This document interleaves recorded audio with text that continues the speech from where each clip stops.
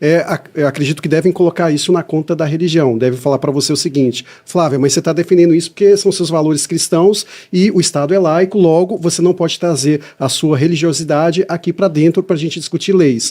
Só que aí, o mesmo posicionamento que você tem, um ateu que é consciente, um ateu que realmente é uma pessoa de boa índole, ele vai ter o mesmo pensamento que você nesse aspecto falando, e acaba que no frigir dos ovos, isso não tem a ver com religião. Então, como que você faz para driblar essa questão, né? Esses haters que começam a te atacar dessa forma? Eu não tô nem aí pros haters, pode bater, né? Como diz, quanto mais bate massa, mais cresce, né? Pessoal do Agora Talks Podcast, eu sou o Michael de Souza, do meu lado está o Ito Leonardo.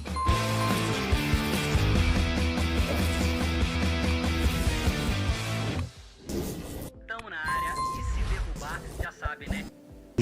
A gente quando entra na política, no enfrentamento e entra como eu entrei muito posicionada, né?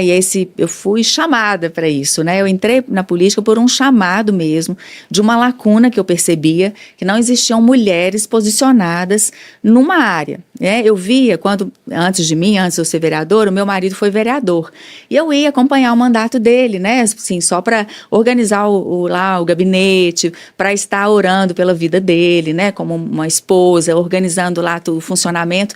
E sabe o que eu comecei a perceber? Que só existiam mulheres com um posicionamento completamente contrário do que eu tinha.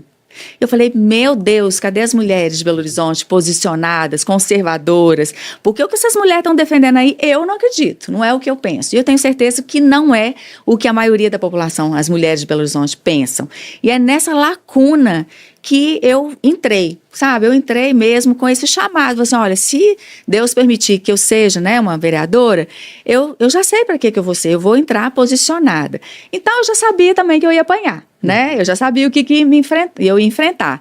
Então, eu não me preocupo nem um pouco, né, nessa questão de apanhar. Mas se você me perguntou, não é uma questão de religião, é uma questão de princípios, né? Nós, conservadores, nós acreditamos que estamos aqui porque alguém, né, semeou princípios nas nossas vidas, pagou um preço, né? A gente está aqui porque alguém já lutou muito para que estivéssemos, né? E nós recebemos das nossas famílias, dos nossos pais, e nós queremos deixar para os nossos filhos princípios e valores que são imutáveis e que são de todas as religiões e que são inerentes ao ser humano, né? Um ateu, ele também é uma pessoa respeitosa, ele precisa respeitar o outro, né? Isso não é uma questão de religião. Então a gente não... Questão de certo e errado, né? É certo e errado, entre o bem e o mal, entre o bonito e o feio, né? Valores que estão completamente deturpados hoje em dia. Então, não é questão de religião, apesar de que a gente não consegue, eu não consigo separar a minha vida dos meus princípios religiosos também, mas existem os princípios morais, né? Que são inerentes aí a qualquer pessoa, ao ser humano. A questão da ética, né? De Isso. você ser inclinado a fazer o que é correto, o não fazer com outro aquilo que não gostaria que fizesse consigo próprio, né? Isso. E você tocou num ponto assim, o Estado é laico, né? O pessoal confunde muito. O que é um Estado laico? Não é um Estado isento. Não é um Estado ateu, como não é um Estado ateu, né? E não é um Estado laicista. Não sei se vocês conseguem perceber isso. O laicismo é uma aversão a todo tipo de religião. É como se a religião ela pudesse ser proferida, professada, né, e seguida somente em ambientes privados, quase que escondido. Isso que eles fazem, falando que o Estado tem que... o Estado é laico. É como se estivesse tirando a religião das nossas vidas e falar assim, você não pode fazer isso em público. Não é isso, né? Nós estamos numa Constituição que foi promulgada debaixo da bênção de Deus, sob a proteção de Deus, né? Na Câmara Municipal, todos os dias, todas as sessões, a gente começa sob a proteção de Deus. A gente lê um texto da Bíblia Sagrada, porque a gente está num estado que não é laico, que não é ateu, né? Eu falei errado.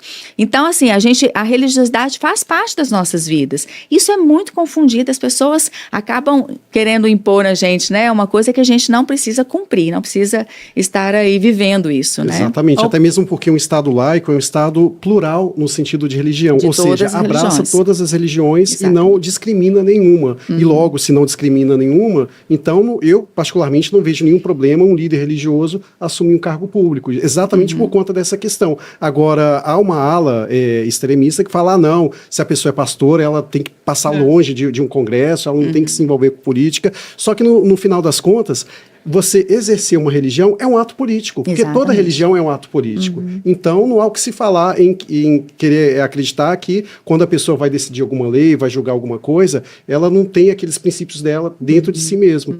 Então, eu penso exatamente sobre esse aspecto aí. É algo muito assim, uma linha muito tênue, né? E a gente precisa informar, porque muitas vezes a gente é impedido de professar, né, de proferir aquilo que a gente acredita por conta, o Estado é lá. Eu vivi isso agora porque nós aprovamos, Belo Horizonte é uma das primeiras cidades do Brasil que retornou a Bíblia para as escolas. E a Bíblia não como um livro religioso, não como uma maneira de estar ali, né, fazendo um evangelismo, um proselitismo. Não é esse o objetivo. O objetivo do projeto, que hoje é lei em Belo Horizonte, a Bíblia pode ser consultada como um material paradidático, ou seja, tem lá o material didático, que é o material regular da escola, mas a Bíblia tem tanta informação, um livro tão rico que em algumas matérias, em algumas situações, ela pode ser consultada para enriquecer esse conteúdo. E qual o problema disso, né? Se é o livro mais lido do mundo, mais vendido, mais publicado, é o livro de cabeceira, né? É o livro da maioria da população, né? Que tem lá uma Bíblia na sua casa, né? Uns mais, outros menos fazem uma consulta. Por que ela também não pode ser consultada como fonte de informação dentro da escola? Então, esse é o objetivo. Mas aí, quando a gente foi discutir, né? A Bíblia na escola, nossa, meu Deus do céu, vocês precisavam ver, assim, a guerra que foi, né? Você está querendo, pastora, enfiar religião? Eu falei, não, eu estou querendo enfiar informação, porque eu estou disponibilizando para dentro da escola um material riquíssimo e que pode, né, trazer ali informações relevantes, porque se eu tenho informações ali milenares, né, do início de várias civilizações, inícios ali até dos códigos, né, civis, penais, ali, leis, poxa vida, isso tudo pode, estilos literários, tudo isso pode estar sendo consultado ali na sala de aula com, né, muita sabedoria mesmo. Isso aí não infringir aí a questão do Estado laico. Exatamente. Achei interessante. É bacana, né, cara? Eu lembro você- que quando eu era criança, eu recebia aquelas bíbliazinhas pequenas. Do Novo sabe, Testamento. Novo Eu também já Testamento, recebi. Dos Gideões, Os né? Gideões, E você, tipo assim, você recebe muitas críticas da oposição por ser cristã lá na Câmara? Muitas, mas faz parte, né? Eu não, lá eu sou a vereadora, eu não sou a pastora, mas eu não consigo separar isso da minha vida, né? Esses princípios regem a minha vida, então tudo que eu defendo tem a ver com aquilo que eu vivo, com aquilo que eu professo, com aquilo que eu acredito.